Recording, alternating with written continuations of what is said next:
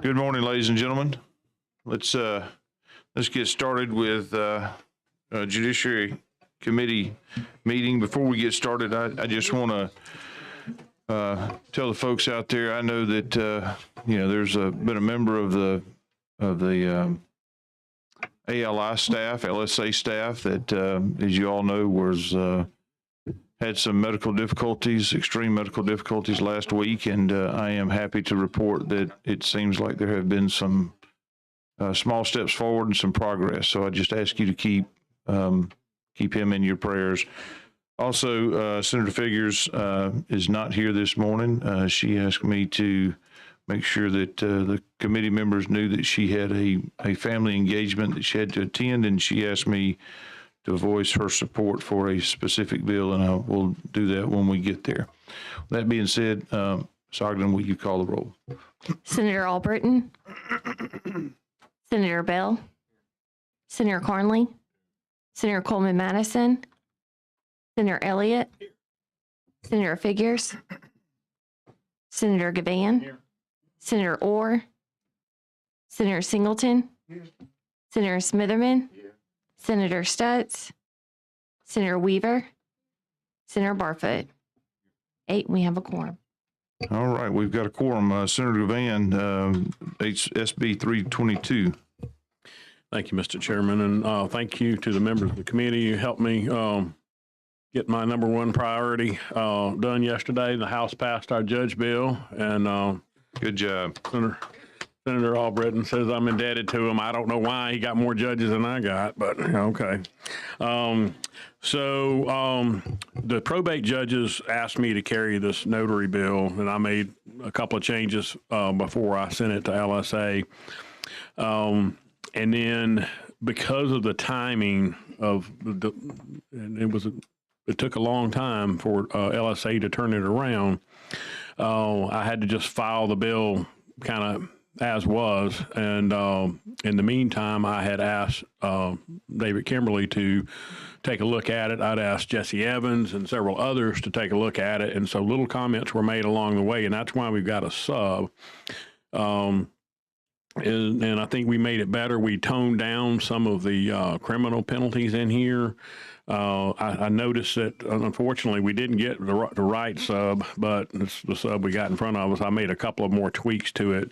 One being that, and we can just, if it so pleases the committee to pass this along, we can do this on the floor, is that just a clarification on the form of the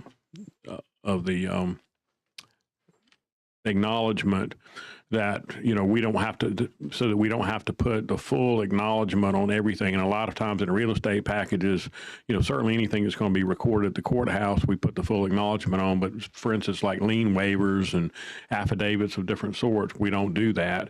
And so I wanted to make that clarification. I don't want to be like California where you have to use their form, or, it's that way or the highway. So at this point in time, I'd like to introduce the got a motion for offering the sub. We got a first, Senator Elliott's question. Okay.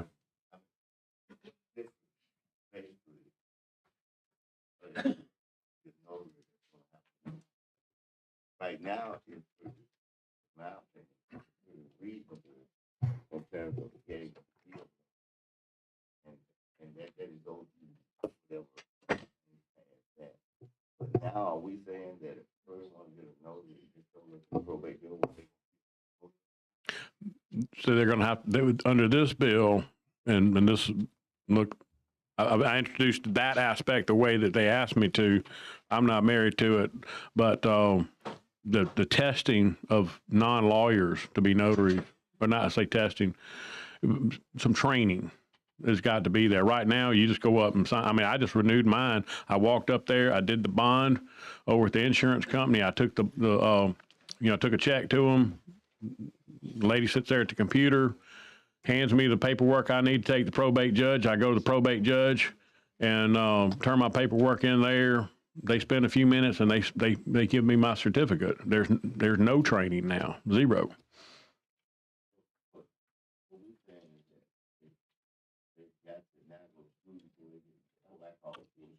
Well, yeah, it's not like they got to get us. You know, I tell you what I said, that,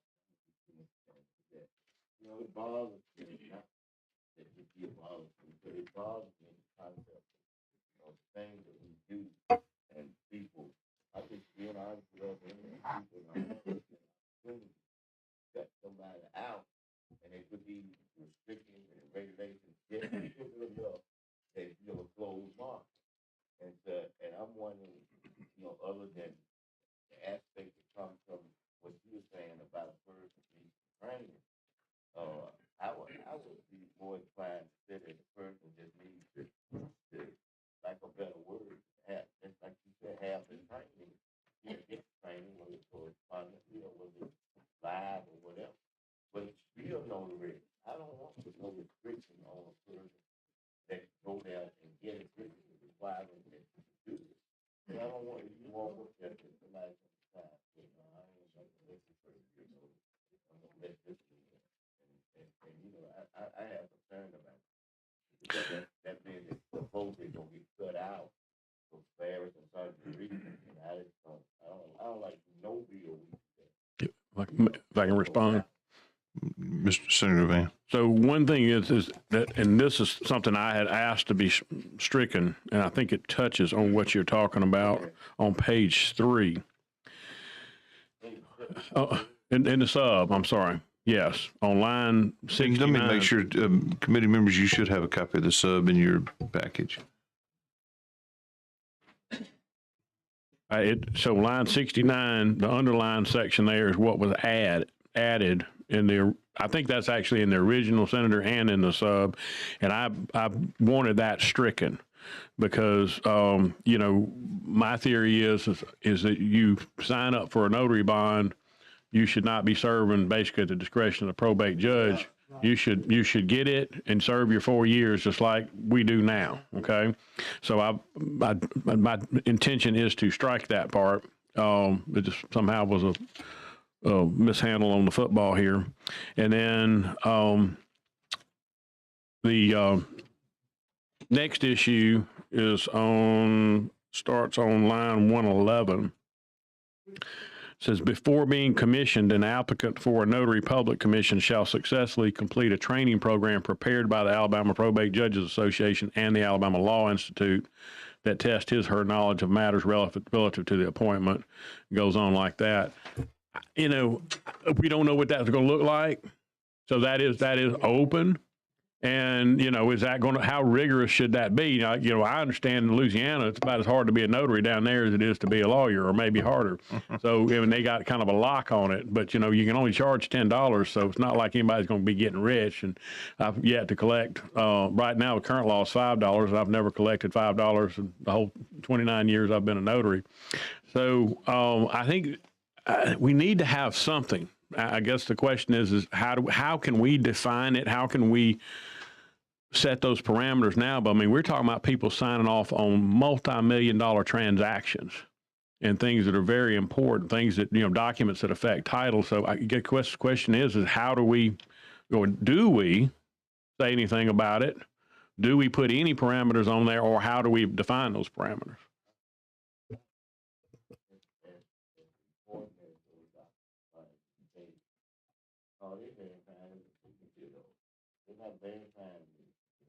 Document or anything of that nature. So all we're gonna do is fill that out through the also and that's the signature. Now what I signed to, that's back on me, like the seriousness of what you're saying. That's just the signature itself, whether I should have signed it or not. All there just go verify that, yeah, you did do it. Whether you shouldn't have done it or not, that's the next phase. But that's on the notary. It's just only the signature. And so that's what I'm saying. You know, I realize the difference. Because I pay more. I put 5-7 times more for this is. So people I get actually talking in. I realize that. But in terms of the other part, let me say this way. Senator Smithman, is your microphone on? Oh, no. It's the and I call it this, you know, we may call it something else. I don't have no problem with a little CLE or something. You see what I call it like that, but going talking about taking a test, and no, I don't. You know what I mean? It's not. I think that's too rigid to cut people out. If a person is not a good test taker, just regular people. I'm talking about lawyers and nothing like that, but just people that they're gonna be excluded. Period. Some folks seed their way out of school. You see, understand what I'm saying? Now we asking them to be them A students to come in at a different age of that phase of their life. So I would hope that we would take that test and approve by the probate judge stuff out and say that if they have to take a CLE that is put together by the probate judge, that's fine too.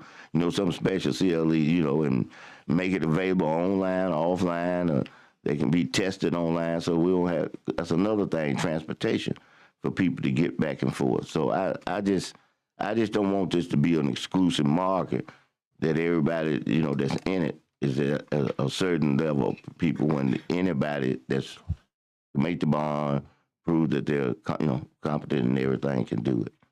Senator Orr. Thank you, Mr. Chairman. And I certainly appreciate what the Senator from Jefferson has said about, not trying to exclude people. But when I see society and where we are today and the anonymity of people in so many different transactions and their need to verify that people are who they say they are, which in my mind is the number one function of a notary, that's the reason I think we do need to raise the bar some level so that there is some kind of training or something. And I appreciate Senator Gavan bringing this bill to heighten that standard. And because there's not a week that goes by that we don't read about title theft or hear about, the ads on television about people stealing houses and things from underneath each other. So we need to do something. And I think there's a path forward, and I appreciate the gentleman bringing the bill. Had Senator Singleton, I think, then Senator Coleman Madison, Senator Carnley, and then Senator Stutz. I don't know if my order is right, but let's go with that.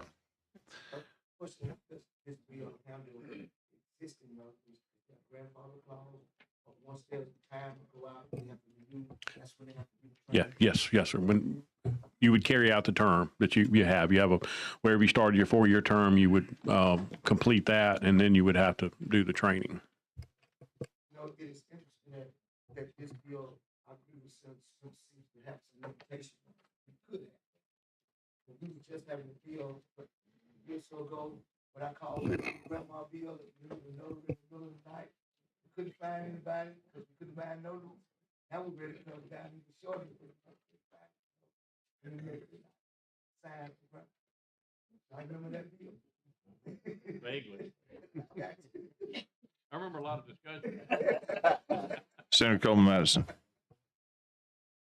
Senator Van, I was just wondering, are there current guidelines that, and I've been on notice, but it's years ago, so I know things have changed. When a person wants to become a notary, just walk me through that process and tell me what they go through. Is there a workshop or something online? As Senator said, but what do they go through, and what is their charge or their issue now? Exactly, what are you expected to do with this authorization? So right now, it is simply go get a bond from an insurance company, pay the insurance company for that bond at that time, walk to the probate judge's office on the same day, hand them the paperwork, and hand them a check. There's no discretion in the probate judge. They're not checking to see. There's also a list of I would say bad boy clauses in here. Certain people can't be notaries, okay?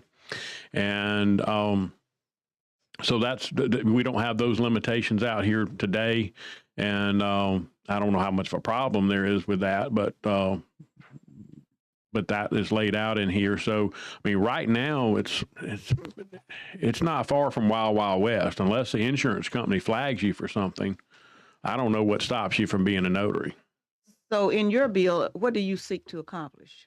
So I want to, as far as the notary training goes, is to establish a level of training for people that are going to be notaries and to, whether we go with testing or not. I mean, I think if you look on line 114, that deals with the test, his or her knowledge. I mean, I don't know that testing alone will, I don't see it to be an honors test, but I haven't seen the test. I haven't seen what they propose, but I do think there needs to be a training program at a minimum. That to where, somebody comes in and all of a sudden they're going to have this authority.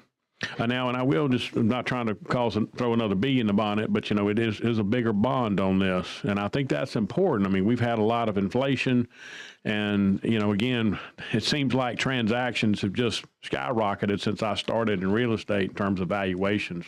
And, the idea of this just, something goes awry and there's only a $25,000 bond out there, that leaves a lot of people, holding their hands out. Well, the only thing that I want to say is that, I do believe that there should be some type of training that goes along with this, probably some type of written information that the person is given once they become a notary, explaining their responsibilities, what is expected. Because right now, and I guess different people would interpret it differently. I remember the last time I had something notarized, the person proceeded to read the document. I said, that's not your business. Not at all. All you're signing and verifying is my signature. And so I'm wondering, are we getting them into that realm when we do that? So that's why I say it needs to be clearly defined what their duties and authorities are, what is expected, what your responsibilities are as a notary, so that, and again, right now, I think it's kind of left up to the interpretation. So I do think there needs to be some type of guidelines. Senator Carnley. Yeah, I agree with the training. As far as testing, I don't know, just depends. But anything in this document, I didn't read anything that's, clarifies, okay, when you do this, I know on the audio visual aspect, it tells you got to record all these things. But, we deal with notaries. Do we have anything that says, hey, these are the items that we would like for you to keep on record for so long? I mean, to verify, I know you got to, view somebody's identity and things like that. Maybe if we said, hey, these are the documents, you've got to say, hey, I verified by this, that I saw that signature.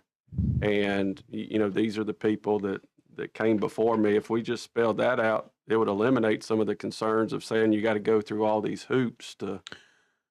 Well, a couple of things, Senator. One is that we did what we call the REN notary, remote ink notary, a couple of years ago that I carried.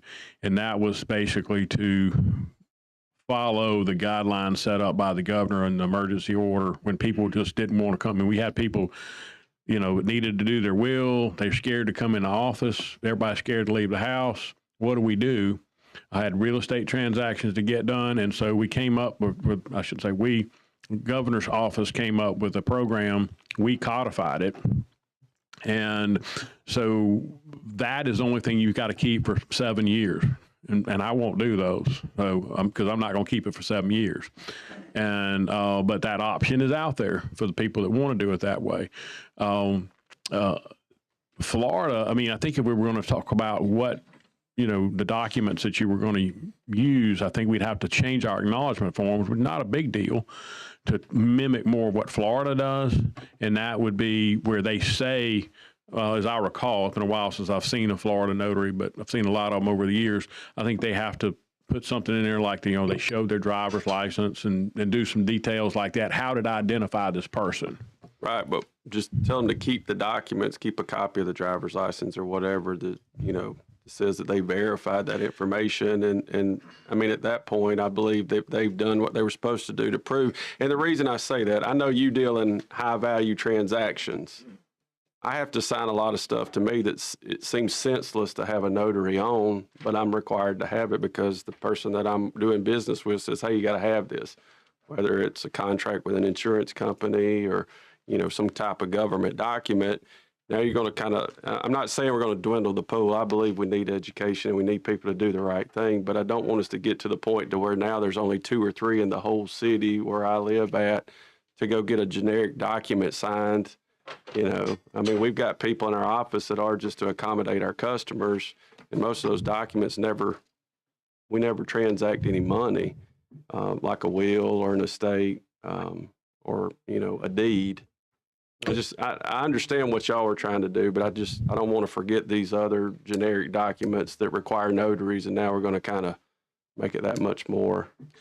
Well, it's one reason I wanted to change the oath that is contained on those for those more simple documents. We don't need it, you know. But and of course, I started out in the real estate arena, started out in the residential arena, where we would do a number of transactions in a day, and you know, the idea of, I mean, we had to keep our files by the title company standards for 7 years, and so we had that onus on us. That didn't come out like I wanted it to. Yeah. But anyway, but being required, I mean, originally they wanted us to keep a log, and I'm like, I'm not keeping a log. I mean, because we do so many transactions in the residential arena. Well, I should say I formerly did in the residential arena, keeping up with all that and everybody that comes through. I think that would be a burden on everybody that would serve as a notary. And that's one of the things I did not want to deal with that. Senator Stutz. Thank you, Mr. Chairman. The question I had, some of these others that have already been kind of answered, but raising the fee tenfold from $10 to $100, how long has it been since it was increased? And I just thought that was a pretty big increase. I've been 29 years and it hadn't been increased during that time period. Senator Smitherman. I just, as a sidebar information, that one of the several notaries that I use, they already do that. What you were talking about, the book, they got this book, they log it in, they get a copy of the people's driver's license or ID, and it's something in there that they make them sign. So I was just saying that those safeguards are there. I heard my colleague to the right when he was saying about the nature of the documents, something, to the effect what he was saying, and I still go back to the first thing. These people, folks may be shifting folks out there and everything, but the notary ain't got nothing to do with that. All they do is make sure the shifter is the person. Some do, but I think it's a small percentage. Well, let me say this. When you say it like that, and ain't but one perfect person hit this world, that's Jesus Christ. In every field and everywhere else, you're going to have some. But we shouldn't penalize the non-Psalms for the little Psalms because we're running after them. But getting back to what I was saying in closing, that's all that they do. And I just, it's a great emotional thing to say, we got to protect all this because folks stealing and everything. But they ain't got nothing to do with this. That sounds good to pump us up to do it and both and carry it through. But the essence of what we're doing is that we're saying that a person is qualified to identify and document that this is my signature.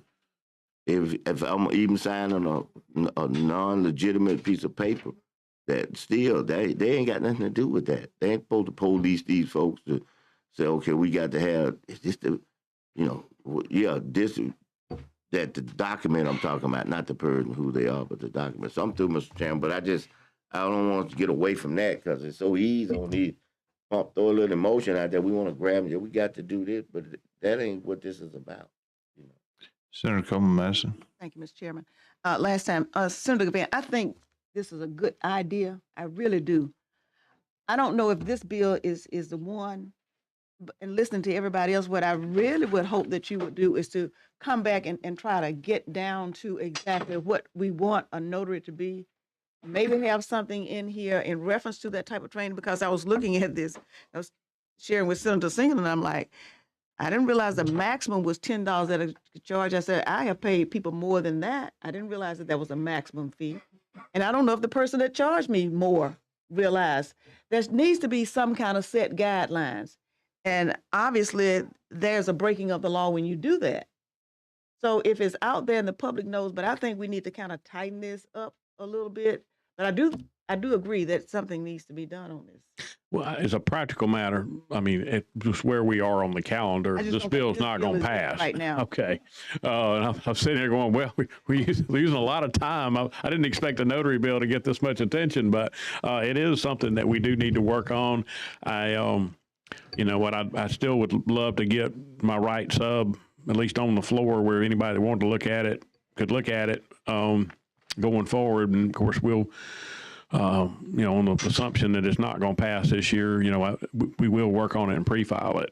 Well, we're about 30 minutes into it. You've made a motion to adopt the sub. I've got a second over here. Any opposition? Well, let's call a long roll on adopting the sub. Senator Albritton, Senator Bell, Senator Cornley, Senator Coleman Madison, Senator Elliott, Senator Figures, Senator Gavan, Aye. Senator Orr, Senator Singleton, Senator Smitherman, I to move it out of committee. Senator Stutz, Senator Weaver, Senator Barfoot. Aye. Okay. Any need for discussion? I wouldn't think so on the bill itself. If no discussion, any opposition, use the previous roll. Hearing none, bill's given favorable report. Thank you, Senator Gavan. I'm in an awkward spot here. We're jumping around on the, we've got Representative Faulkner and Representative Allman that both have committee meetings on the budget today at 9 o'clock, and Representative Drummond too, and we've got, so I'm gonna just tell you I'm in an awkward spot. I know Representative Faulkner sent me a text first about coming up. I want to give importance because the vape bill is important, so we're going to have that public hearing, and that's going to take a while. Representative Faulkner. Thank you, Mr. Chairman. And I want to acknowledge Senator Smitherman is carrying this bill as well, Senator. So I didn't know if you wanted to speak or if you're okay with me proceeding on it. I know you're carrying this bill up in the Senate. I'm okay. Okay. Thank you, sir. Let me say this. Members, is there any need for discussion on this bill? This thing's been pretty vetted. I would move for favorable. Motion for favorable and a second by Senator Elliott. Any discussion needed on the bill itself? Thank you, Representative Faulkner. That was great. Any opposition using previous roll? Hearing none, bill's given favorable report. Thank you so much. Just All right, remember when we come before you guys. Yes, thank you, Mr. Chairman, and thank you, members. Remember when I need another bill on the rules? Senator Coleman Madison, did you intend to change your no to a yes on that vote? Okay, thank you. Representative Allman.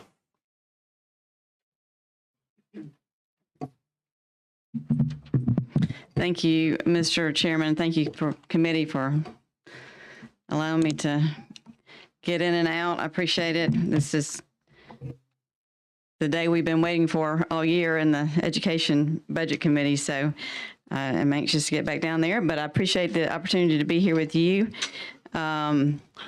This is HB 392. Let me put we actually, is there a sub that's going to be offered? Yes. And members, you should have a copy of the sub. So we'll be discussing the sub. Is that correct? Yes, sir. Thank you. Go right ahead. Yes, there is a sub, and it's essentially the same as the bill that was passed off the House floor, but it looks different. And with your permission, Mr. Chairman, I'd like to just start with the sub, if that's okay. Yes, ma'am. That's what I plan to offer. This was at your request. Wait a sub, Mr. Chairman. Should be. See a bill, but I don't see a sub. Got HB 392 introduced, but I don't see sub. I don't have a sub. No sub.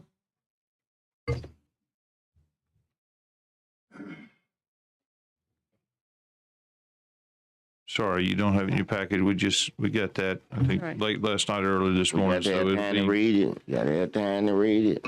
it'll be passed out. No, but.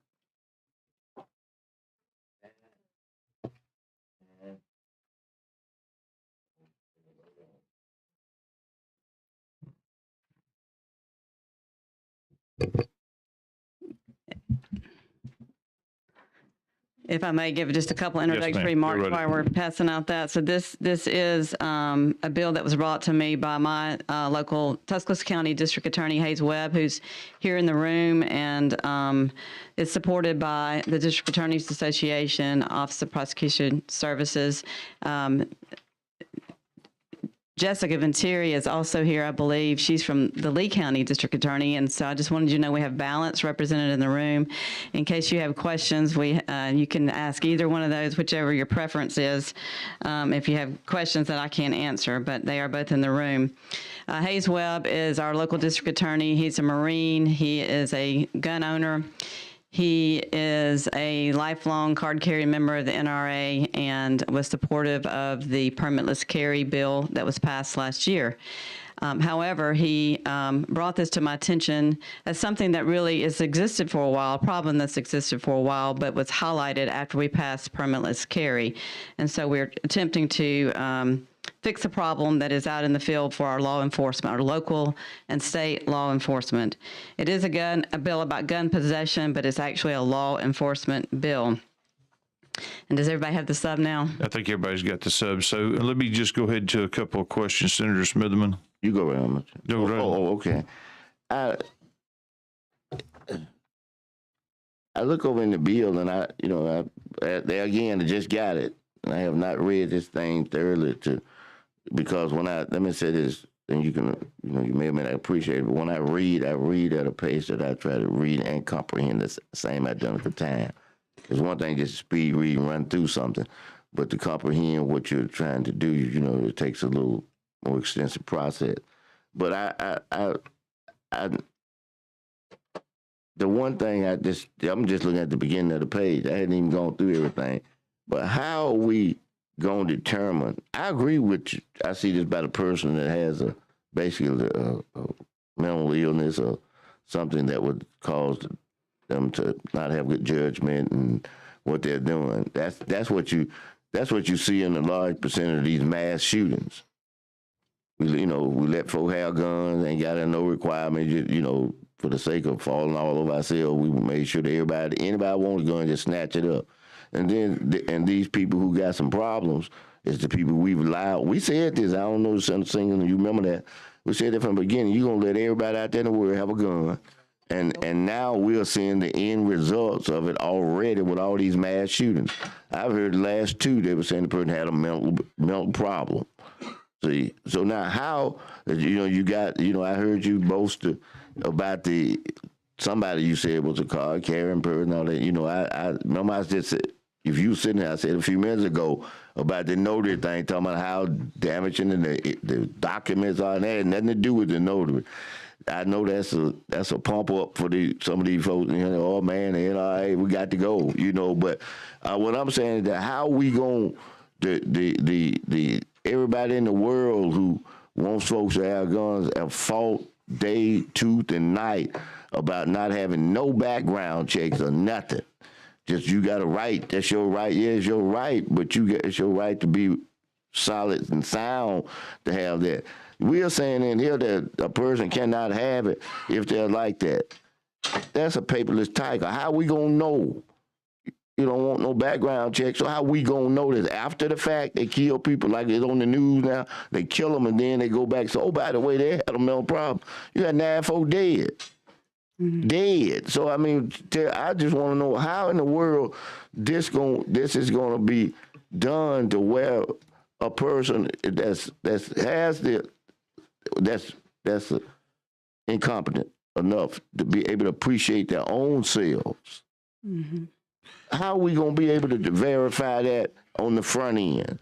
Sure. Please tell me that, because I don't see. I see what we telling them. They don't supposed to have one. Yeah. Can I let me address? So the original bill, as I read it, was very short and simple. It simply adopted the U.S. Code language that's already in place about a prohibited person. Right. And it referenced that USC, that code section. Right. I don't remember off the top of my head what it was.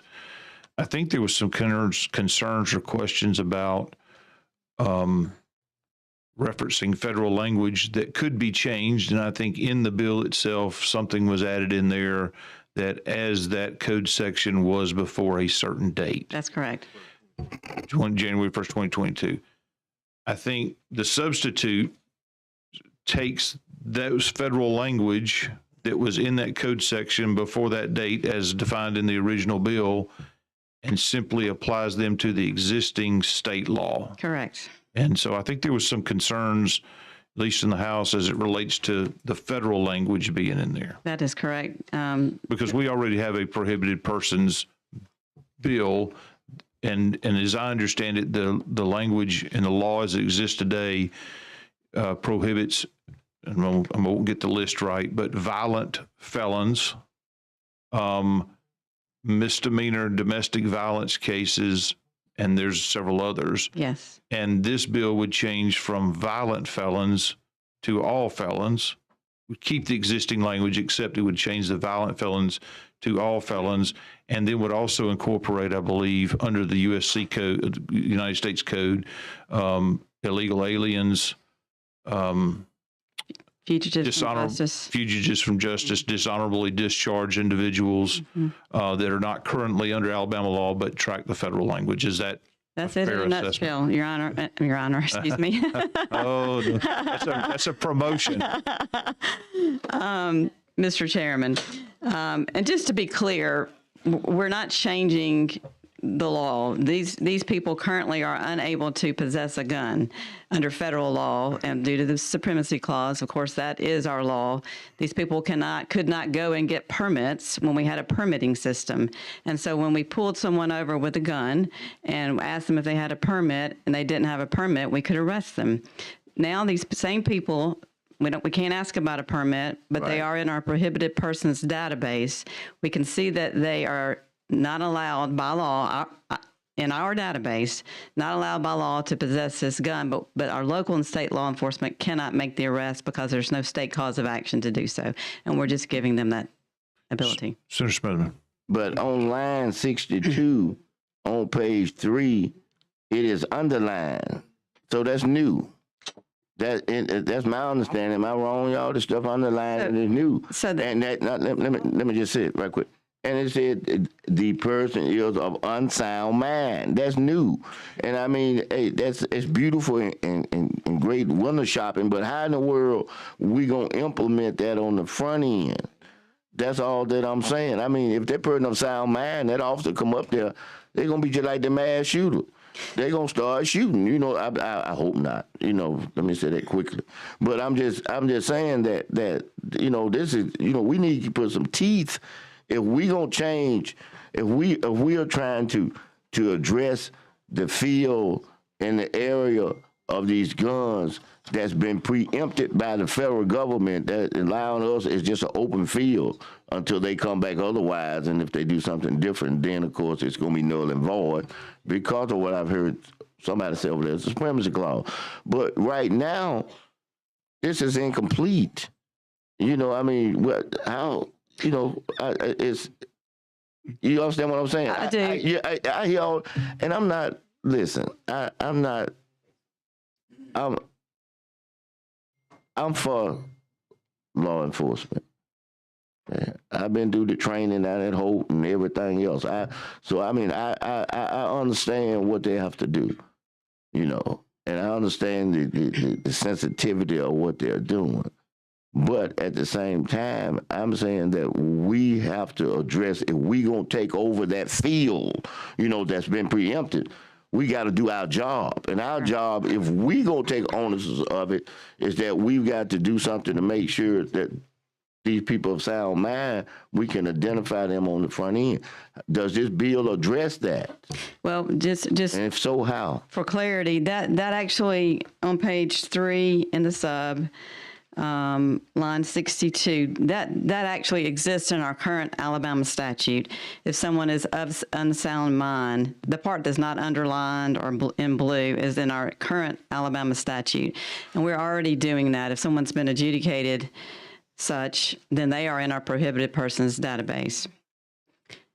And let me, But go ahead, Senator Smith.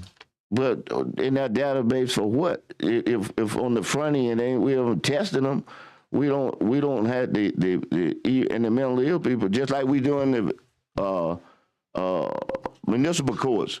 We're saying they got to send this information. We just passed the bill a little bit.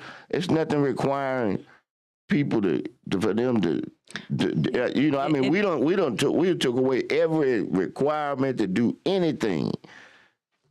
It doesn't get everybody, that's for sure. I mean, No, it don't get nobody who unsound mind at all. Senator Elliott's bill that we addressed in here, I believe, did exactly that, that required the probate courts to forward to ALEA and the database that was set up of anybody who had been adjudicated as being mentally ill, and I don't remember all the words in there, involuntarily committed through that process. And to Representative Almond's point, I mean, that unsound mind is current language in the law. That part's not been changed. I think Senator Elliott's bill helped with that. It helped. It helped. Yeah. But okay, thank you. I will say this: my concerns, and I'm supportive of what you're trying to do. My concerns are twofold. Number one, it's already an existing language, so we're not existing law, so we're not changing that. Domestic violence is a serious offense, no question. But under existing Alabama law, if there's a conviction for a domestic violence, as I understand it, and that domestic violence can be as simple as Senator Van's my brother, and we happen to get into a fist fight, is sometimes, don't forget it, as sometimes brothers do, there could be a domestic violence charge, which would then prohibit the ownership of a firearm. I think that's pretty harsh. There are other areas that, you know, as it relates to domestic violence concerns that I have, misdemeanor domestic violence, again, that's existing law. So I know you're not trying to change that. And right. I wish we could have addressed that in a way that was more helpful. And the second thing is that I've heard from some constituents is that, you know, current law addresses violent felons, and this would expand it to all felons. That's an admirable thing. I do wish there were a young person, say in their 20s, who had a felony. You know, there would be a prohibition from that person from the state level, already at the federal, but from owning a firearm even when they're my age, even when they're older.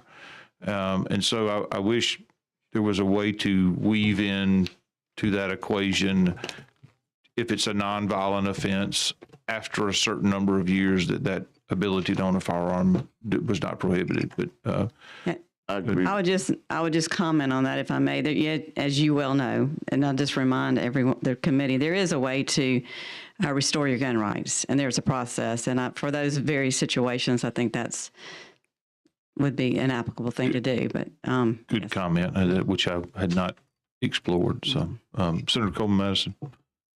Mr. Chairman, I think Senator Smitherman articulated the issues that I wanted to express in the comment that you made. Again, if something happens in a person's early life, and this does not delineate whether you're talking about violent offenses as far as felons or just those that minor things, you're throwing everybody in the same pot. Commit something at an early age, now you're upstanding citizen, you know, and so you are denied that right, you know, in a state where we've got open carry and everything else. So I'm thinking about unintended consequences, especially in Alabama. I think anybody that is a citizen here needs to be concerned about unintended consequences of laws that we pass and how they interpret it, because had we done the right thing about the first thing about the gun laws, the permitless carry, and vetted that and try to address some of those issues that we're bringing up, we would not be in this place. So I can't be supportive of it because it's just too broad. If I may comment, yes, ma'am. Just to be clear, we're not changing anything about that. Okay, currently the law is already that way. If someone has committed a felony, they cannot possess a gun today. Any felony? Any felony. Under federal law. Under federal law, which applies in Alabama. So we just don't have a state cause of action to arrest the nonviolent felons, but even the nonviolent felons cannot possess a gun. So that's not changing. All right, I'll move to adopt the sub. Is there a second? Got a second, Senator Orr. Any opposition, use the long road on the adoption of the sub. I'm a no. Let's just call the roll. Senator Albritton? Senator Bell? Senator Carnley? Senator Coleman Madison? Senator Elliott? Senator Figures? Senator Gavan? Senator Orr? Senator Singleton? Senator Smitherman? No. Senator Stutz? Senator Weaver? Senator Barfoot? Aye. All right. 64. All right, substitute is adopted. Motion for Senator Orr, Senator Elliott seconds. Any opposition using that same rule on passage? Hearing no opposition, bill's given favorable report. Thank you so much. Thank you. Representative Drummond, we've got a public hearing. I know we've got a number of speakers signed up, and I apologize. Senator Gavan's the one to beat up on this morning. Yeah. Come and address the bill, if you will. We will not be able to get to all the speakers. We're going to limit them to about 2 minutes apiece, and we'll take 3 from each side. So if you will, give us an idea of what you're trying to accomplish and what the bill does. Well, good morning, Senators. We appreciate the opportunity. I hope I can get out as fast as Representative Faulkner. So, my bill, if you know the evolution of vaping in the state of Alabama, in 2019, we prohibited vape products to be sold to anybody under 19. In 2021, we established the pre-market registry where all manufacturers had to register their products because we don't know what's on them. So here's another bite at the apple, and we're very mindful of the setting that we're in because we know we don't get everything we want and we have to work with everybody. So I want you to know what you have before you, the stuff that you have before you, is a product of 9 months of work that Senator Gudger and it is not everybody's bill, but it's somebody's bill to help young people under the age of 21. And I'm going to just give you a little bit of how I got on the journey, especially on this particular piece of legislation. I got a call last year of a young man that died of vaping in Selma. His vape pipe was laced with fentanyl. Then I got a call not long after that from our Drug Education Council Executive Director, Virginia Guy, who's here with me. There were 6 kids in Mobile who got sick. Luckily, they did not die, but they were very sick. And then I started getting calls from judges, educators. So what you see here today is a combination of working with ABC, with the Department of Revenue, with all of the affected entities. We have worked so hard on this piece of legislation. It passed unanimously in the House on a week or so ago. And so what this bill simply does, it makes it illegal for retailers to sell all vape products to youth who are under the age of 21. It also identifies, we've changed the definition for nicotine because we have a whole lot of e-liquids out there that are being sold. And then one other thing that I'm real proud of, we are now establishing an application fee of $50 and a permit fee for $150, which that money will go to ABC and Aaliyah to enforce the laws that we have already passed. If you know vaping among young people, it has gone through the roof. So I'm simply standing here this morning. I'm not standing for anybody else but the health of our children. It's not about tobacco. This is a vape bill, and it's for the health of our children. The other thing that I think that is more powerful for me, we also work with the Department of Education. And we have a graduated penalty for those kids who continuously vape. But what is more important, that they now will set a policy as it relates to vaping, and we will have money. All the penalty money will go to the Department of Education, and those kids who continuously vape on this graduated process, the Department of Education will now set a vape education program for them as well as their parents. It is being done in some of our systems, but not all of our systems. In Talladega County, they've got an aggressive program, and they've seen the number of those who vape go way down. So we're going to do that for young people. Also, in this bill, with the money that is collected by ALEA and ABC, it will also establish a vape education of the law for those who sell vape products to young people. And so they're going to be educated on what not to do and where they should do it, the marketing and everything else. So, Mr. Chair, I don't want to prolong it because I know that we have a public hearing, but that's a little snapshot of what is in the bill, and I'm happy to take any questions. Again, Senator Gudger and I have worked for 9 months. We have met with ABC. This bill was written in concert with ABC, as well as Revenue, as well as a whole lot of other people. But most of all, for me, it was written to safeguard the health of our young people. Thank you so much. We do have a public hearing. I think I mentioned this before, a number of speakers that are signed up. We will not be able to get to each one of you. We're going to limit it to 2 minutes apiece. We're going to have alternating voices of concern or proponents and opponents. We'll call Andrew Howard, who is a proponent, first. Mr. Howard, if you would come up, be succinct and tell us why you're for it, and let us know who you are. And you got 2 minutes starting now. Thank you. Good morning, Mr. Chairman and Senators. I'm from Mobile. I worked for the Mobile County Public School System for 40 years. I recently retired. I now work for the Drug Education Council, and my executive director is here with me today. I was a resource officer. I'm coming on behalf of the school district at the request of the superintendent, Mr. Threadgill. This year, the Mobile County Public School System dealt with about 1,200 vape incidents that were documented. You know, there were more than that. As a resource officer, I dealt with kids who were not okay as a result of vaping. We have elementary, middle school, and high school kids sharing vapes, exposing each other to things that they don't know are contained in these vapes. And I've seen kids become very ill, myself, as a result of vaping. And just in the past couple of weeks, I had a conversation with a couple of elementary kids who said to me, it's not okay. It shouldn't be available to us.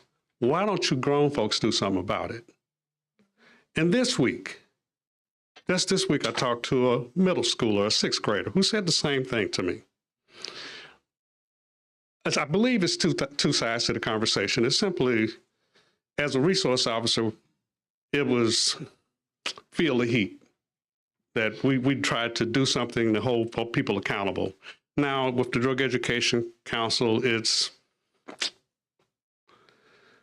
learn the consequences and try to educate them. And so we're in favor of both of those things. The Drug Education Council is in favor of us teaching, and the school district is in favor of us teaching, but we also believe that you all can make a big difference in making young people safe, and that's what counts, is making young people safe, and we appreciate your support. Thank you, Mr. Howard. I appreciate your comments. Next, as an opponent, is Mr. Joe Farrell.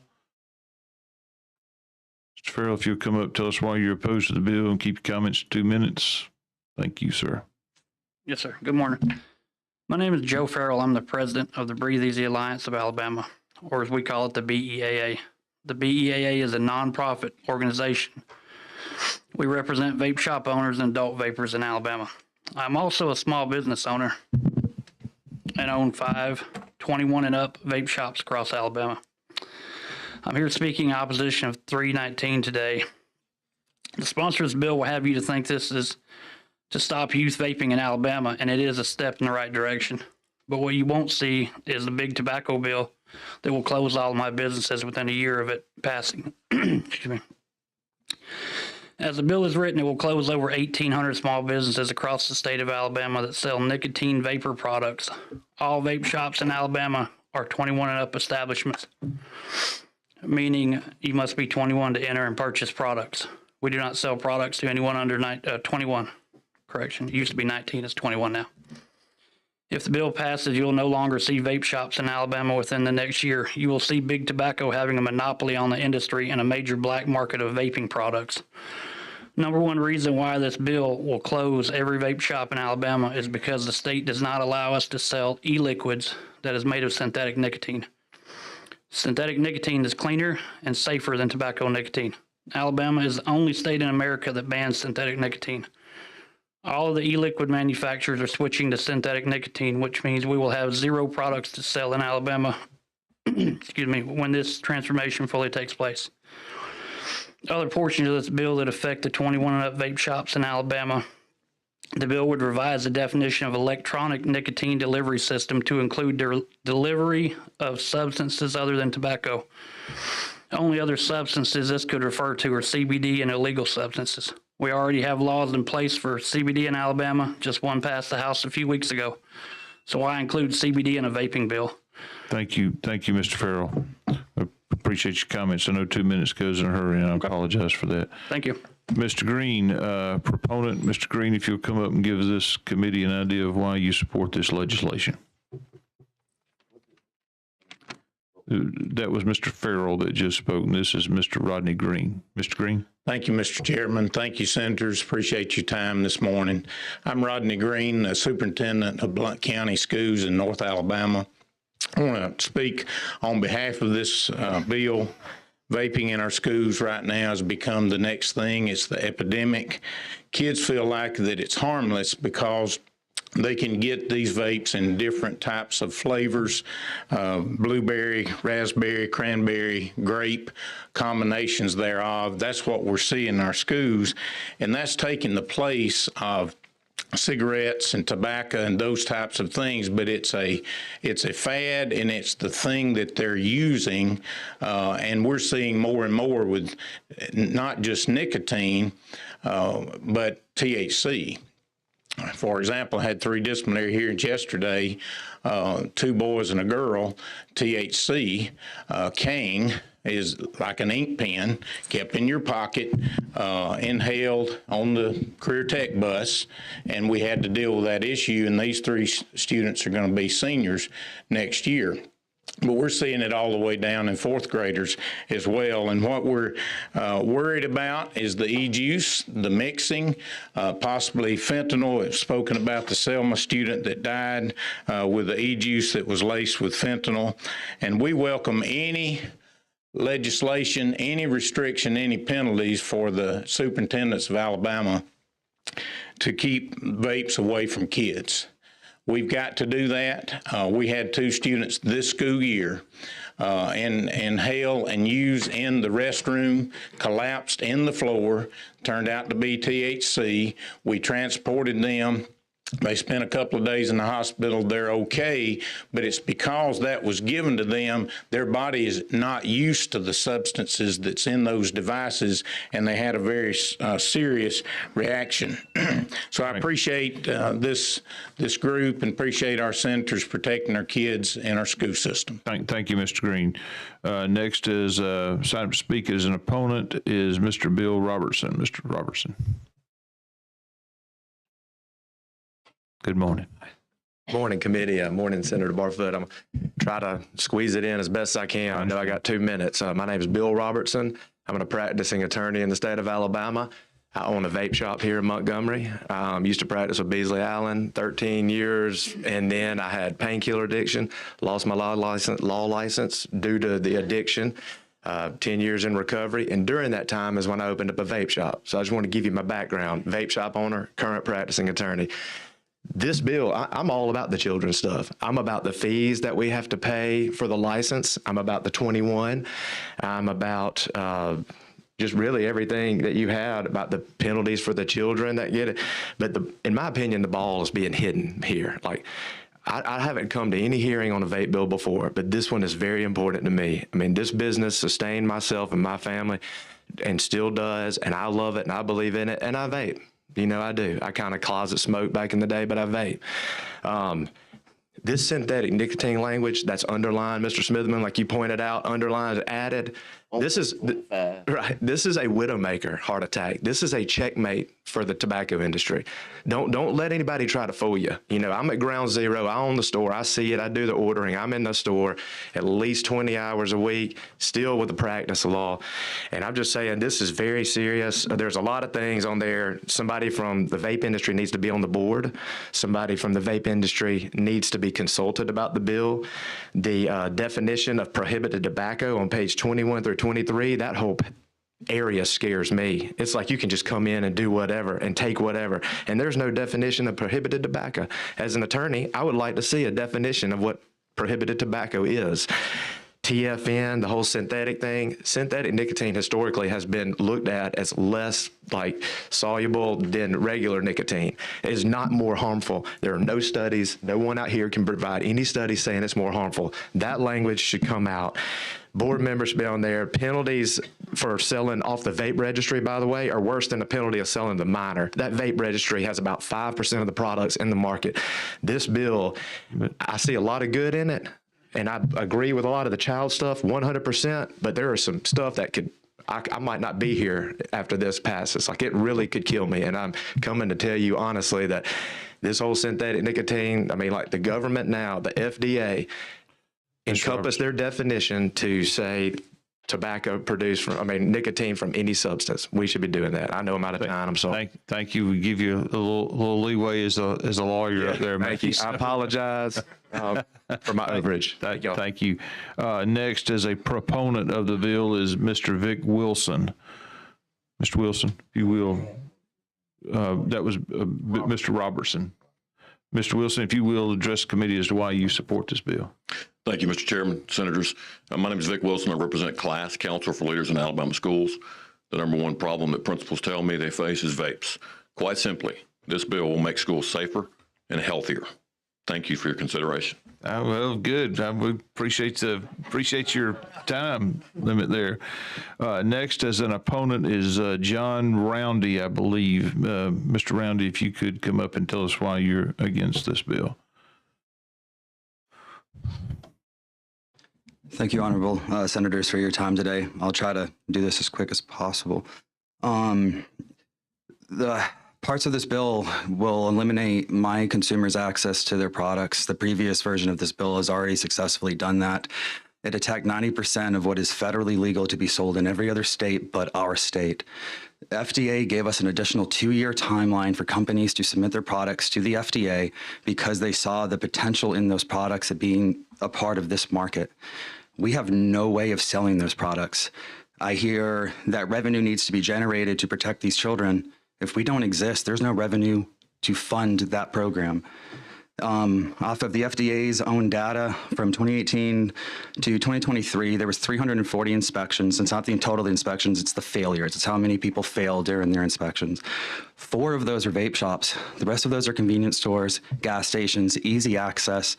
Children can't see products inside my store. If you go to a convenience store, you see it right on the shelf. Other parts of this bill specifically attack illicit drugs. We're not putting fentanyl in our products. We're registered, we're licensed, we're insured. Illicit drugs are not coming from vape shops.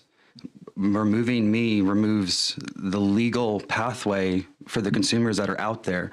Our customers come to us because they trust us to work off the FDA's registry, which is trying to tell Americans what are the safest products. This registry does not do that. And I've also heard today a story about a girl, which I believe her name was Adriana, or Anjana. That story is misled, and that headline says fentanyl vapes found in school. And if you read the sheriff's report, that person crushed fentanyl up and snorted it. That death was not related to a vape or fentanyl inside of a vapor product whatsoever.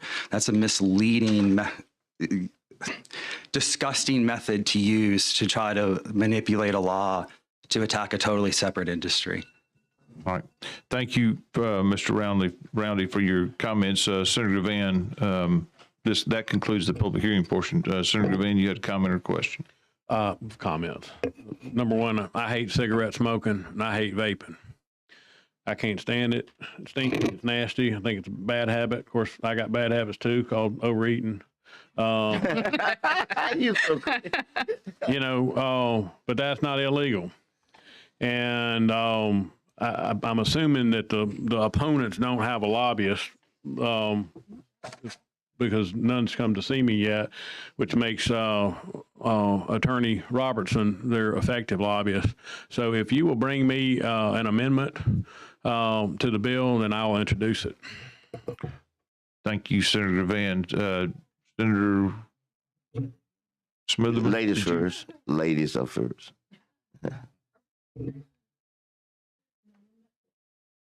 Be glad to. We'll take that amendment up then. Let's get on the amendment. Let's talk about the amendment, and then to the extent you have questions or comments about either the amendment or the bill itself. Senator Weaver. Mr. Chair, I don't have a copy of the amendment.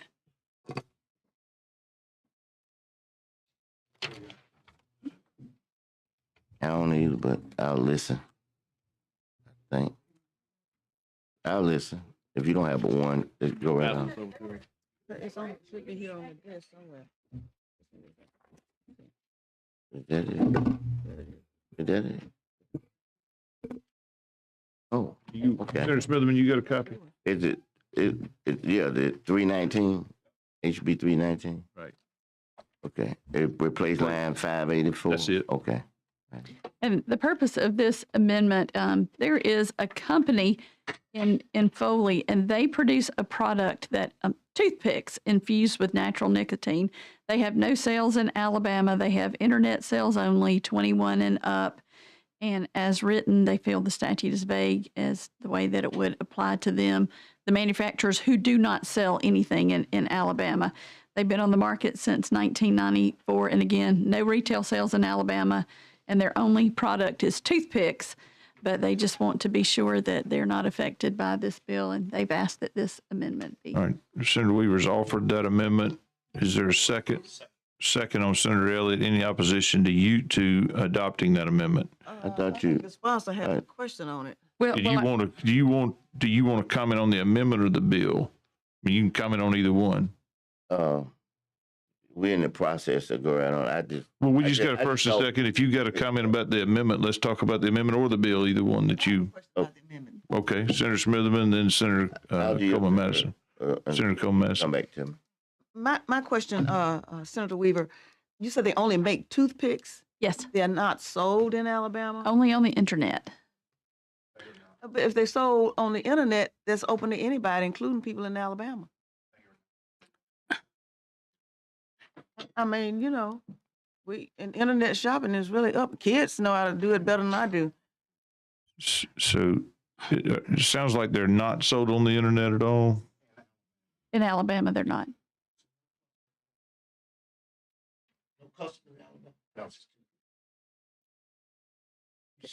How can you verify that?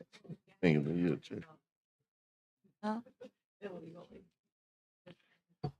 Oh, 1 second, Representative Drummond. Senator Coleman Madison, were you finished with your comments or questions? I guess so.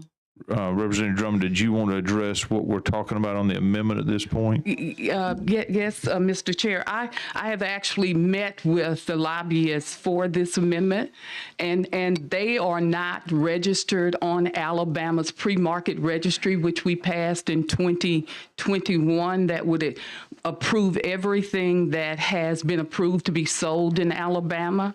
I have already agreed to work with them to perhaps take care of that, but they are not on the registry.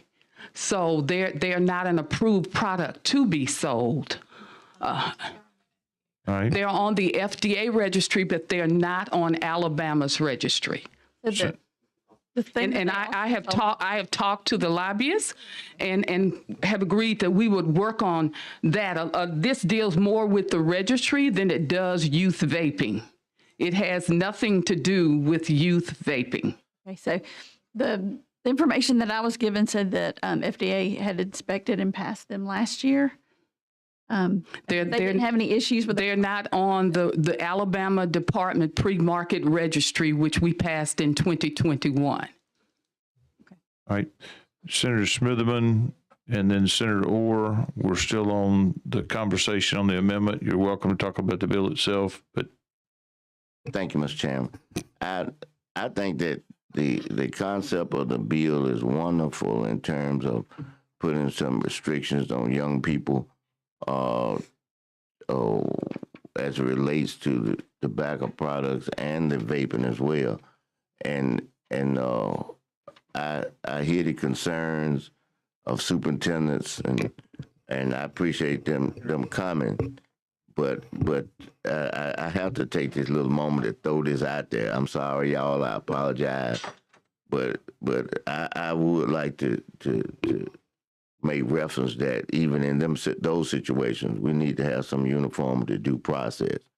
It's at discretion of whether they want to. I bet you one of them kids probably got put out, and the other kids got a slap on the wrist. You know, I guarantee you, I bet the vote on this, the accuracy of my statement, that if you pull them off to the side, I bet you it wasn't the same form of discipline for the same thing that happened.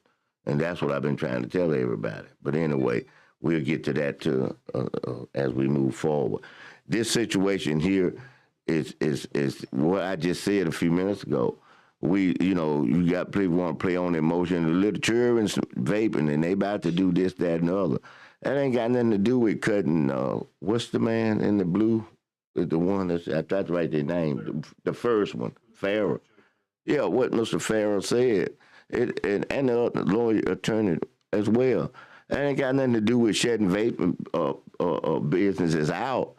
We're saying that people that's a certain age should not get their hands on it, period.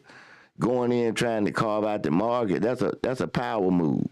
You know, in another word, I call that's a coup d'etat. That's what that is. That industry trying to coup d'etat them all the way out.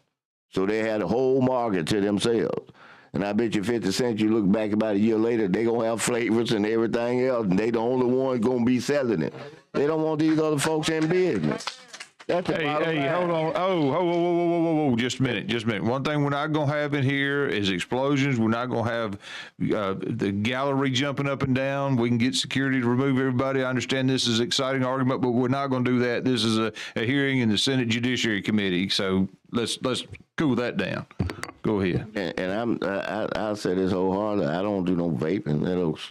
I don't. But it's the point of, every time, the majority of the time I look up, everything we do in this, I ain't just talking about us in the committee, I'm talking about this whole institution. It's somewhere in there that they trying to cut somebody out. Well, it's somebody comes in, not our intention, but the people who on the other side slide amendments in there and tell us about how we got to get all this out, and we just go get with it. And we don't sit down and look, just like in this bill. I mean, the man got up and said page 21 through something.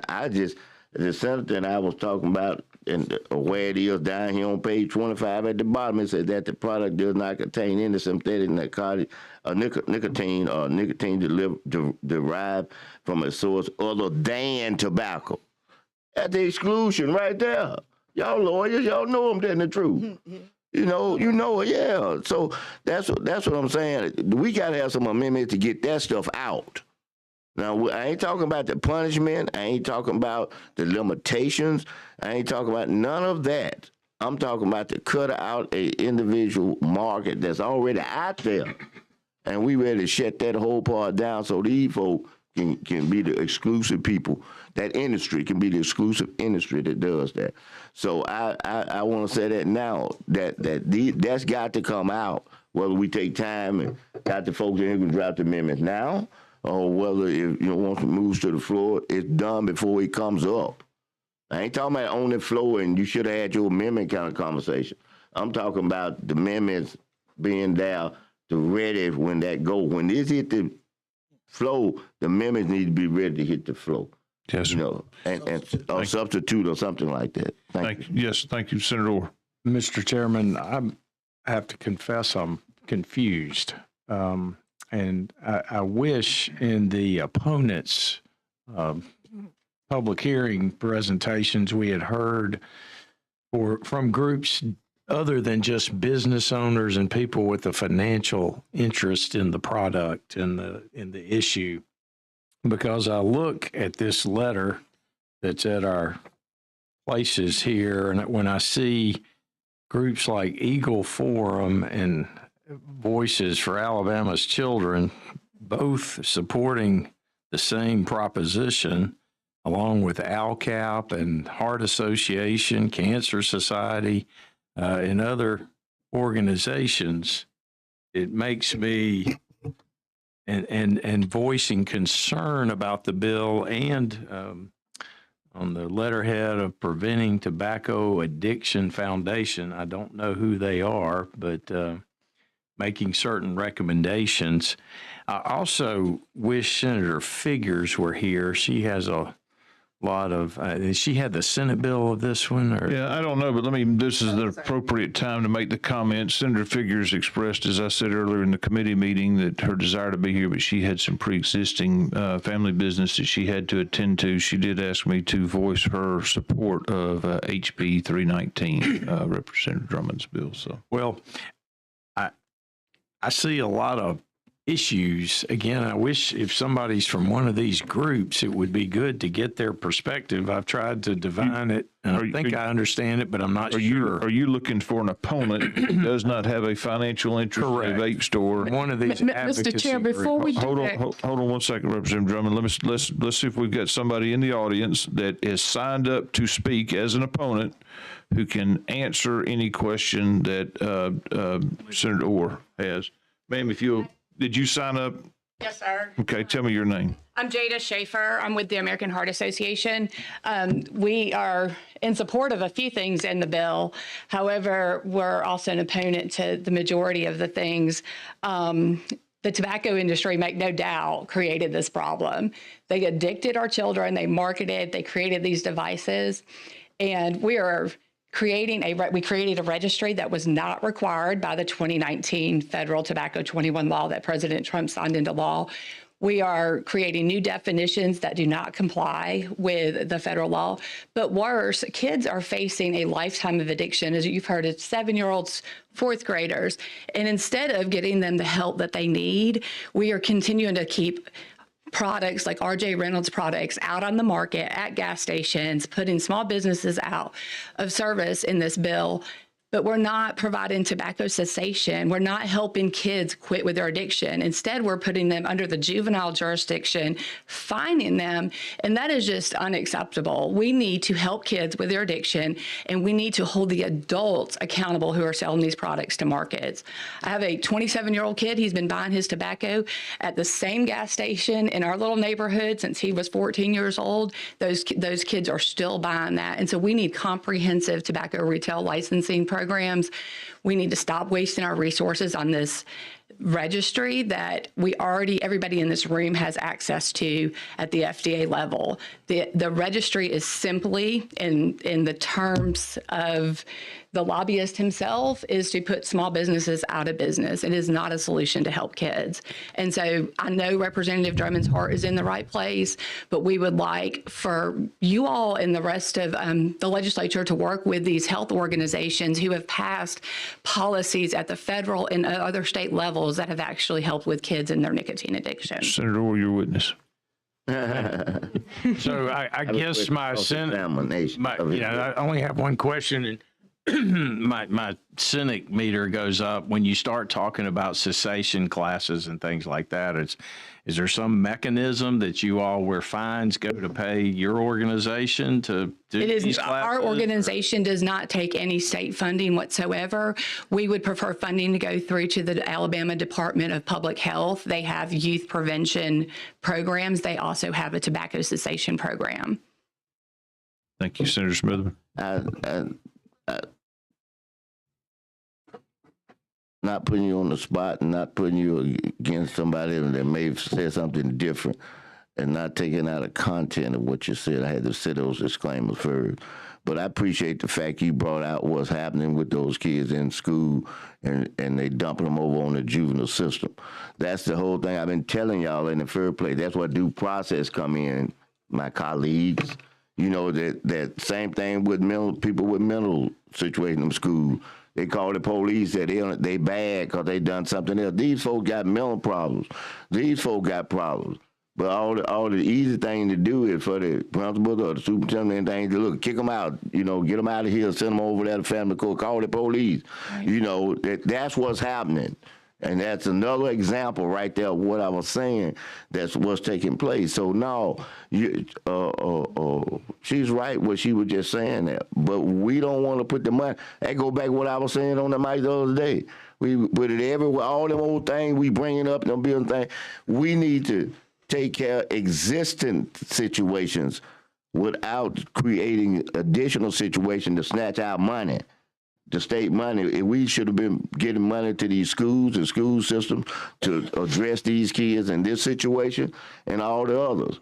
But we don't want to do that. That ain't glamorous. And so I said that again. I'm glad the House down there with the budget. You know, if it's some way to do that, we still need to increase funding. That is just as much at risk as it is somebody who's got an at-risk problem on an academic level. And so I appreciate her bringing that up to the body, so maybe they'll give some height recruitness to what I've been trying to say all along, is that we must have a process that these kids are fairly and accurately addressed when any of these situations come up, and not this knee-jerk and off-the-hip and emotional stuff of just kicking them out at will, getting them out the way so like everybody else in school ain't got the problem. We got to help these kids with the problems. Thank you. Thank you. Representative Drummond, been a lot of discussion about the bill, some about the amendment. Floor is back to you. Let me first address, somebody said they wish that the vape folks had a voice in this. If you look in the bill, Breathe Easy Alabama represents the vape owners. They will now be on the advisory committee for ABC in this particular piece of legislation. One of the bodies that we have worked with on this piece of legislation is the Alabama Department of Public Health. Dr. Harris endorsed this piece of legislation because we all realize we have to take a bite at a time. We can't get everything. Let me point out something else that was said. When you look at this piece of legislation, all these folks talk about what they will not be able to sell. Those are bad products that are not on FDA's registry nor our registry. That is those bad things that we don't know what is in them. They're not healthy for our children. We're not trying to put anybody out of business. What we're trying to do is to safeguard the health of our children. I am not interested in adult vaping. What I am interested in youth vaping, and that is where we're seeing the increase. Now, as it relates to the Heart Association and those that have signed on to there, we have talked with them. Representative Faulkner left. He did an extensive amendment with everything that they want. They got 80% of what they wanted in this piece of legislation. You don't get 100%. This is not a tobacco bill. This is a vaping bill. And that is what we have been working on for the last 8 months. I want to reiterate, as those who have spoken in favor of this bill, y'all, this is not just a crisis. It's an epidemic among our kids. The school systems, I want to go back to the court system. Right now, under existing law, they go into district and circuit court. Judges have helped me work on this because we don't want them in our penal system. That's why you see language in there for juvenile court. You look at the graduated fee structure. If these little vaping devices go from $10 on up. So these school systems and those that the Boys Ranch of Alabama didn't get a chance to speak, they have all endorsed what those penalties are. We put them in juvenile court so that they will not have a record. There's not a court cost. But if you leave the bill as it is with district and circuit court, there are court costs. So I want you just to know that this is a piece of product that has been worked on for a very long time with just about every player. If they brought it to us, Senator Gudger and I tried to work it in. We cannot, this is not 100% of even what I want, but it is something to help us deal with the epidemic that is facing our children today. All right, thank you, Representative Drummond. We're back on the amendment that was offered by Senator Weaver. I think I had a second for Senator Elliott on that. If you'll call the long roll on the amendment. Senator Albritton, Senator Bell, Senator Carnley, Senator Coleman Madison, Senator Elliott, Senator Figures, Senator Gavan, Senator Orr, Senator Singleton, Keep going. Senator Smitherman, Senator Stutz, Senator Weaver, Senator Barfoot. Aye. 7-3.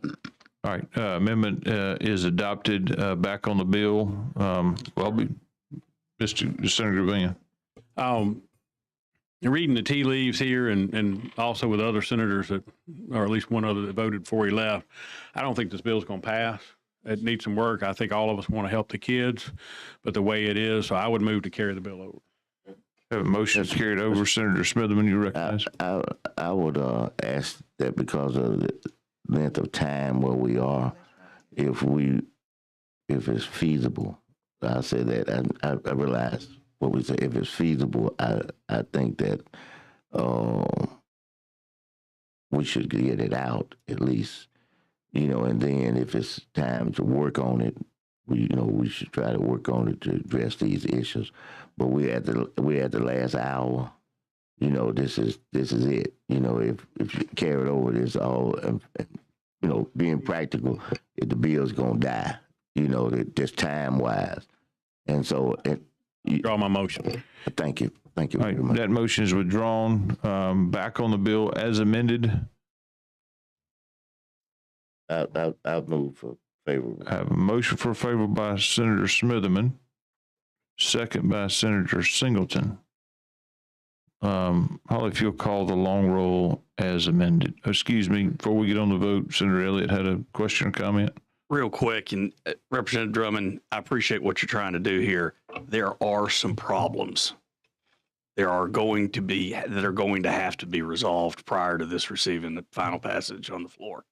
I hope you're seeing that. And I just wanted to make sure you knew that. So we are going to, it appears, move this out of committee, but there are a number of issues that have been raised here that will have to be addressed prior to moving forward for final passage. Thank you, Mr. Chairman. Senator Coleman Madison.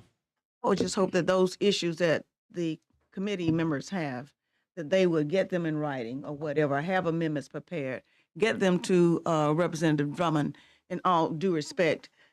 This is something that's very important because it involves our kids, and we see this all the time. So whose kid may be next? So I'm just hoping that we will give her that respect and whatever concerns that we have them and give them to her. Yeah, let me say this. I've got 5 children, and I come home and I hear stories of what's going on in the bathrooms, the school buses, the halls of school. No question. I'll go so far to say it's a scourge on our kids. Illegally, under existing law, getting those products. I'd also say that it's not just the tobacco, synthetic or original, whatever, that's a problem, is that there are kids who are by some source, Delta 8, Delta 9, Delta 10, stuff that we can't wrap our heads around, can't regulate adequately. That's a major, major problem. Major problem. Now, I'll also say that there are some major concerns on this committee. Senator Van referenced Mr. Bill Robertson's potential amendments and what they may look like. And I think Senator Elliott's point, Senator Smitherman, I think I've heard some other voices on here that have some real problems as it's written the way it's written. So I will look forward to seeing what those amendments are. Senator Van, are you going to help in the drafting of that, or and I'll help also. Senator Smitherman as well? We'll help. To make sure that this is not a one-sided approach and maybe try to accomplish the goal that you're trying to accomplish. So with that, I had a first and a second. Any other comments on the bill?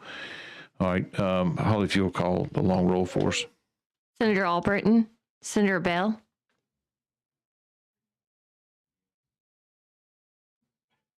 Senator Cornley, Senator Coleman Madison, Senator Elliott, Senator Figures, Senator Gavan. Did Conley vote before he left? You voted on the amendment. I'm on abstain. Senator Orr, Senator Singleton, Senator Smitherman, Aye. Senator Stutz, Senator Weaver, Senator Barfoot.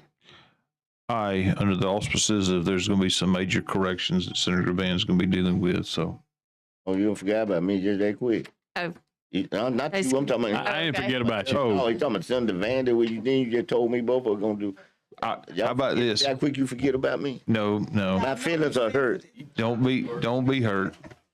Hey, we spent a lot of time on other bills this week, so I haven't forgotten about you. I promise you that. did, you and I. That being said, that bill is given a favorable report with those conditions. Next bill on the calendar, Representative Shaver. And Senator Elliott, are you handling that? Mr. Chairman, I believe Representative Shaver's in the audience. I'd love for her to handle her bill. I'm happy to speak on it, and I think I understand it pretty well. But she's here. Let's let her. Representative Shaver. Thank you, Mr. Chairman and members of the committee. I think it's still morning. Good morning. Yeah. HB 358 concerns the various laws, Alabama laws against boating violations. They're classified as either misdemeanors or felonies. And so even a minor violation like a mirror ticket is an actual misdemeanor, which can show up on a background check. So that's problematic for people who are trying to get a job or in the military, trying to get bonding, various licensing. When we check that box, we've never been convicted of a crime, and then something like a life jacket violation show up on a background check. So what the main purpose of this bill is to take those misdemeanors and classify them as a non-classified misdemeanor like a traffic ticket and create a point system that would only count against the vessel endorsement of a driver's license. Thank you, Senator Smithman. I just not in it. Ain't directly about this, but indirectly. We had a bill earlier, what the lady name got up there and saying, that we don't want to follow federal law. Now we got bill that follow federal law. Come on, I'm just saying point blank, that I realize this is a safe thing that she's doing, and it's part because she's taking the federal law, which is the top law. But I made an observation. The last person said, well, the heck with it, we're going to do our own thing. We ain't going to care what the federal government do. And I wanted to say so bad that, no, we're going to get trumped when the minute they go to court, if they in conflict or whatever like that, unless it's an area, like I said, that they have not exempted, that the field has been exempted in that, and we can go into it. And I just made that comment. Do you think that this is going to hinder safety out on the water or what? Because now that we're changing it and we're saying it mirrors the federal law itself. No, the federal law lighter, easier than the state law was or something. And my point is that, I once again, I have no problem what you're doing, but now we want to make sure that we got the boat owners covered. That there's another group that we say, okay, boat owners, we gonna make sure that you don't get no state fines or something. So I'm wondering, are we compromising safety? No, sir. Give them what they want. Not at all. And if I may continue, and I'll address the Coast Guard regulations that I think that's what you're referring to. The reason the bill is so lengthy is because it changes all the references from Department of Conservation and Natural Resources to ALEA after the consolidation of 2013. When that was done, that bill stated that any other reference it would be changed. But since we're changing this particular section of code, it went ahead and changed all those. So that's why it's so lengthy. But then Aaliyah asked for 4 other items, which I believe is what you're referring to have Alabama law mirror Coast Guard regulations, which my Senate sponsor, Senator Captain Elliott, can attest to because he is a licensed Coast Guard captain. But there were 4 items that Aaliyah requested to be changed, and they're minor, and it doesn't lessen safety at all. And then they also asked for 2 other common sense items when it comes to pulling skiers. This is a safety issue that the current law allows a skier to be towed an hour after sunset and an hour before sunrise. That's 2 hours of darkness. So this changes it to where a skier can only be towed between sunrise and sunset. And then the other is there's actually a 10-day window to report at boating accidents, and this changes it to 24 hours.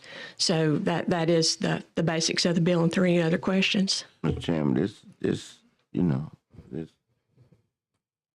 saying it's a good bill. Well, for different reasons. I understand. 61 pages. I love it. I'm very thorough, Senator. I thought I let y'all know I love it. Is it, bill ain't go. If 29 bills was an hour, almost 2 hours, God, is that a motion for favorable? Oh, yeah. Okay. I'm going to second. I'm going to say I have great reservations about my nonprofit bill this year. It's going to have to be the last bill of the day. So we got a first and a second on that. Any other discussion on the bill itself? Hear none. Let's get a clean roll. Holly, if you'll call the roll. Senator Albritton, Senator Bell, Senator Carnley, Senator Coleman Madison, Senator Elliott, Senator Figures, Senator Gavan, Senator Orr, Senator Singleton, Senator Smitherman, Senator Stutz, Senator Weaver, Senator Barfoot. Aye. Thank you, Chairman, members of the committee. Thank you. Senator Captain, it's up to you. Senator Captain. All right. Just so everyone knows, SB 318 by Senator Hatcher was on the agenda. He'd asked me to pull that. There's going to be some conversation over the off season, and he's going to be bringing that topic back up, so be prepared. Second of note is that I have SB 329, and we will get to that today, but I'm going to tell you what, we've got Representative England over there. I'm going to be the last bill on the calendar. Come on, Representative England. You've been waiting a long time, and I appreciate your patience. Thank you for the opportunity. I've been enjoying myself, so come back next year. Hey, I thought House Judy was bad. Y'all are something else. That's great. It's fantastic. And I'm hoping I get some of that David Faulkner treatment today. House Bill 229 has been commonly referred to as the second chance bill. And what it seeks to do generally is identify a population within our prison system that is a carefully crafted and select a group of people that are serving life without parole, but their triggering offense does not include any offense that where anybody was physically harmed, sexual offense, or murder. And also, according to the bill, and the many people that we work with to get here, anybody that would become eligible for review for resentencing under this bill would have to have served at least 23 years in prison. As I said before, no homicide, no sexual offenses, or any offense that someone was actually physically injured. And the process under which, if a person becomes eligible for review, this is more rigorous than any other review process that we have, because the applicant would have to have at least 23 years of a record within our prison system of exemplary behavior. Also, working with Representative Bedsall in the House, he added several amendments to it that require the victim to not only be notified, but to be heard from, and also the judge is required to give them considerable weight. Also, Representative Betzel added another amendment to the bill where a local law enforcement agency where the original triggering offense occurred to be notified. Also, the district attorney is to be notified. And if there was a weapon used in the triggering offense, then the judge is to give considerable weight to that during any hearing. And working with the Attorney General's office, they added several amendments. One included the basic requirement that the individual serve 23 years before they become eligible for review. And also, the Attorney General suggested another amendment that's in here that puts a 5-year sunset on the bill. So it's not a permanent change to life without parole. It's not a permanent change to habitual offender. This is a temporary window that identifies a population within our prison system that, while it will not have a substantial impact on overcrowding itself, will have a substantial impact on how much it costs, because these individuals are of age and they're getting older and they cost more, simply put. Representative England, I'd also say I think it's a one-time that when you can petition the court one time for that, and if you're denied, then that's it. That's it. There's no appeal. If you're denied, as you pointed out, that's one shot at it. Senator Gavan, you got a motion for favorable. You got a second, and we have questions. Senator Gavan, and then Senator Weaver. I just raised mine to make the motion. Okay, Senator Weaver. So the dialogue today has given me a little time to read through some of these more in depth. And so my question is specifically about the victim notification. And on line 109, I see that they have the right to be heard, but how do they know that the resentencing hearing is taking place? And I know a lot of times we talk about who notifies these victims, how do they do it? I mean, if these cases are 23 years old, right, how are they going to get that contact information? How do we notify victims that? Well, and like in our local jurisdictions on cases, like when you got record expungements, and also when victims are notified for sentencing hearings and so forth that go for other charges, the court uses the last known address to attempt to notify the victim. But I'm not. I mean, to be honest with you, I'm not. Alabama's victim notification system is probably the worst. Amen. And it's split up between several different agencies. And I even hate to bring this up because I don't want to mix two conversations here. This is a completely different subject. But if you're talking about like the recent mandatory release, where we had 3 government agencies all pointing fingers at each other and ultimately no victim was notified before people were released.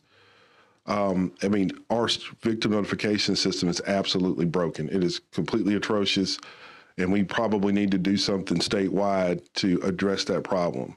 But under this particular legislation, the hearing is conducted in the local jurisdiction where the triggering offense occurred. So it would be up to the court system and also the local district attorney, if necessary, to come up with the last known address for the victim and notify them. Thank you. Senator Stutz. Well, thank you, Mr. Chairman. I want to ask about a term you've used several times, triggering offense. Yeah. Is that the last one or the first one or any one of their offenses when you say triggering offense? When you reach life without parole, it's a Class A.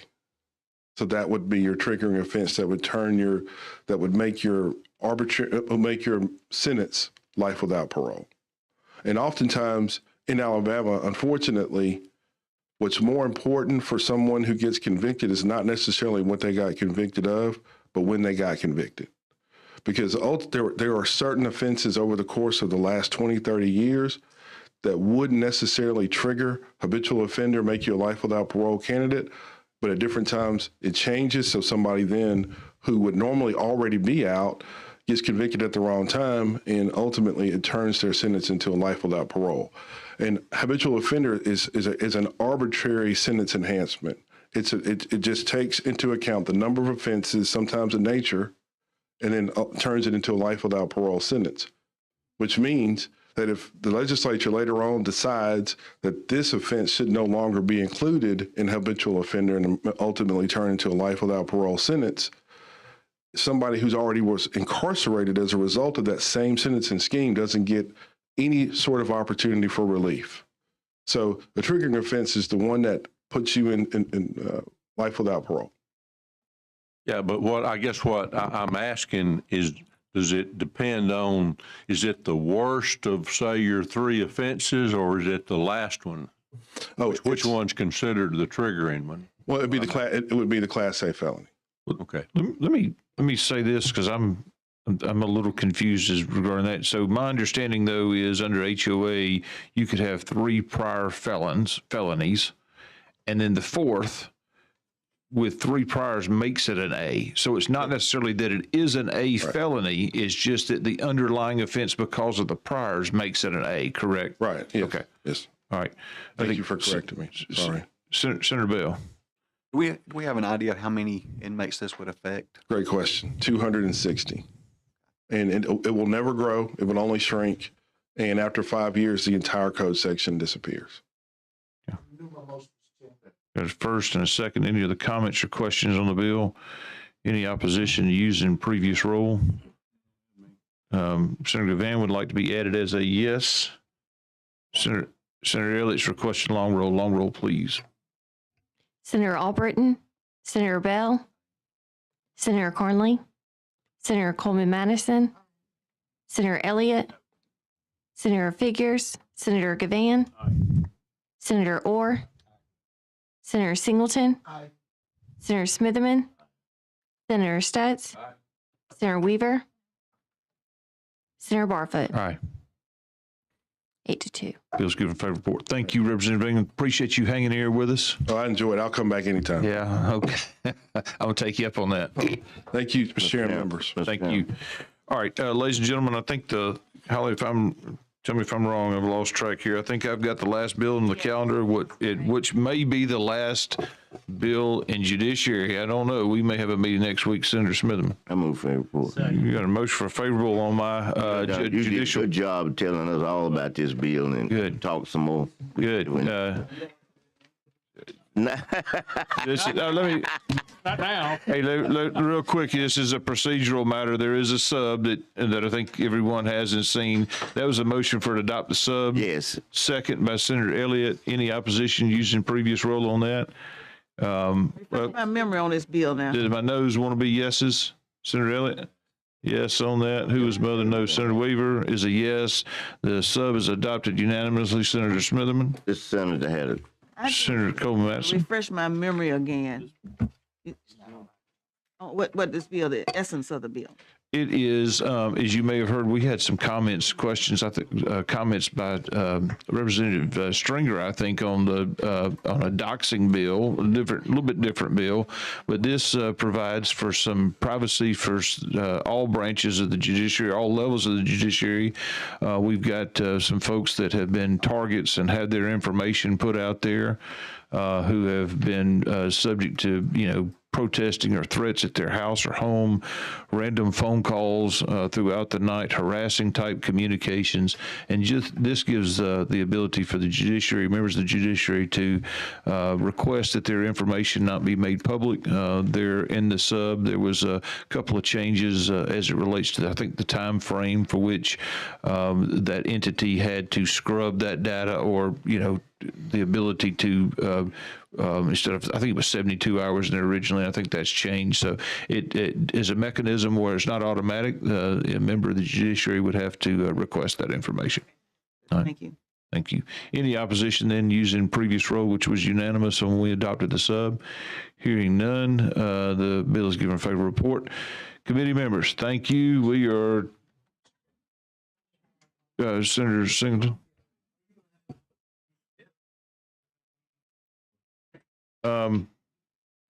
No, I don't know the answer to that yet. We may, if need be. I didn't want to say sayonara, auf Wiedersehen, and goodbye. And